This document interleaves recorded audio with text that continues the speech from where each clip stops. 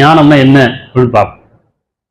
2:269 தான் நாடியவருக்கு அவன் ஞானத்தை கொடுக்கின்றான். தான் நாடியவருக்கு அப்படின்னா தன்னை நாடியவருக்கு யார் இறைவன் பக்கம் திரும்புறாங்களோ அவர்களுக்கு, ஏன்னா அவன் தான் ஞானமுடையவன்.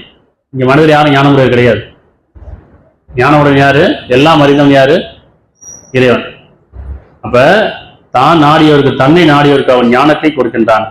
ஞானம் எவருக்கு கொடுக்கப்பட்டிருக்கிறதோ அவர் கணக்கில்லா நன்மைகள் கொண்டவராவார். கணக்கில்லா நன்மை இருக்கு இல்லையா? இந்த கணக்கில்லாது அருள், பொருள் எண்ணிக்கையில் அடங்கும், அருள் எண்ணிக்கையில் அடங்காது, அளவுல அடங்காது இல்லையா?